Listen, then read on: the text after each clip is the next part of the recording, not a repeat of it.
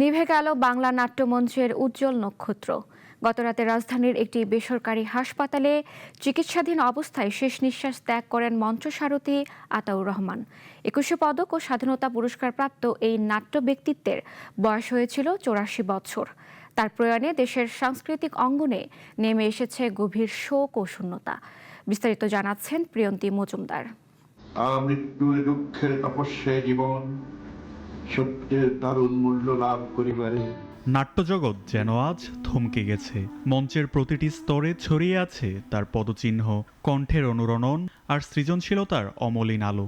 তিনি শুধু একজন নাট্যশিল্পী নন, ছিলেন একটি প্রজন্মের অনুপ্রেরণা ও পথপ্রদর্শক। ১৯৪১ সালের ১৮ জুন নোয়াখালীতে জন্ম নেওয়া আতাউর রহমান দীর্ঘদিন নাট্যচর্চা ও সাংস্কৃতিক আন্দোলনের সঙ্গে যুক্ত ছিলেন।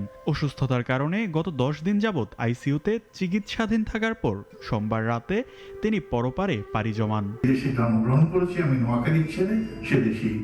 নাটকের প্রতি তার আজীবন নিবেদনই তাকে দিয়েছে মঞ্চ সারথী উপাধি। বাংলাদেশের নাট্যজগতে তার অসামান্য অবদানের স্বীকৃতিস্বরূপ ২০০১ সালে ২১শে পদক এবং ২০২১ সালে স্বাধীনতা পুরস্কারে ভূষিত হন। ওনার নামের আগে মঞ্চ সারথী ওনারই পেয়েছিলেন।